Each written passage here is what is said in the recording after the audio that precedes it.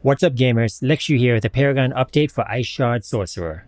I recently released a video covering what I thought to be the final Paragon setup, but it turns out there's still a little room for improvement.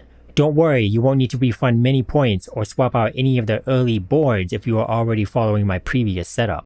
This video will go over the new changes and my reasoning for them, so be prepared for some math.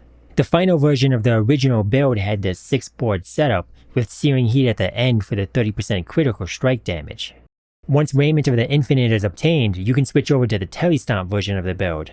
The Telestomp setup switches the Ceaseless Conduit board that was here to Static Surge for the 10 mana gained on stunned enemies. I had originally removed the last Searing Heat board here in order to get the points to allocate for this.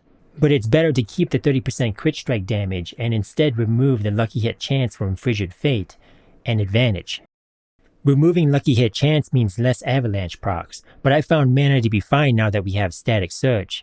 You also lose damage from having less avalanche procs, but I don't think the 25% Lucky Hit chance is better than having 30% crit damage. In fact, I feel like a lot of players are overvaluing how much damage Lucky Hit chance and avalanche procs are giving. That might have to be a separate video, but I'll provide a link to my math right up on Avalanche. Let's get back on track with the Paragon setup. After removing Lucky Hit for Static Surge, I have one last tweak. The first and last glyph sockets are going to change, so let's record the bonuses for comparison. Control is in the first socket giving 115.8% damage, and Imbiber is in the last socket giving 77.2% damage. Both of these bonuses are additive, and combined they give 193% increased damage. The change I want to make is removing Imbiber because it's only additive damage, and replacing it with Elementalist for the 15% separate damage multiplier in the additional bonus. The first bonus increases non-physical damage nodes, so we want to put it in our first board where we have 35% non-physical damage.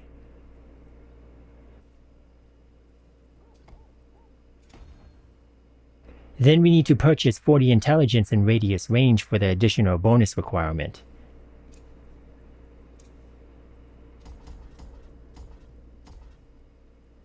It looks something like this for the 40 int. Note that the first bonus is only giving 26.2% non-physical damage here, which is much less than before, but now we have a 15% separate damage multiplier. We still want to use Control for the 20% separate damage multiplier, so it replaces Imbiber in the last socket. Then we need to allocate all the dex nodes in radius range, which looks like this right here. We have the same amount of dex in the first and last glyph sockets, so we get to keep the 115.8% damage to crowd-controlled enemies. So the total additive bonus we have after the change is 115.8 plus the 26.2 for a total of 142. Which means we lost 51% of these additive bonuses in exchange for a 15% separate damage multiplier. Let's find out the difference in total damage between these setups using my current character. In order to calculate the difference 51 additive damage makes, we need to add up all of our other additive bonuses. That means all this damage versus elites, crowd-controlled, stunned, frozen, close, and burning enemies, as well as the damage with cold, needs to be all added together. Be careful using this damage with cold tooltip as it incorrectly multiplies your cold damage with your non-physical damage. These have already been tested to be additive, so you need to add the cold with the non-physical. I only have non-physical damage with no cold damage in Gear or Paragon, so I should be fine using this number. So my total damage increase from all these additive bonuses is 548.7% or 6.487 times multiplier. If we add in the 51% we lost from removing Imbiber, we have a total of a 599.7% increase, or a 6.997 times multiplier. The math shows the 51% damage increase to be worth only 7.9% overall damage in my current setup. So you can see the 15% separate damage multiplier from Elementalist is worth more than the 7.9% overall increase. I actually gained 6.6% overall damage with this last change. Hooray min-maxing. I hope you enjoyed this video as it's a little different than my usual.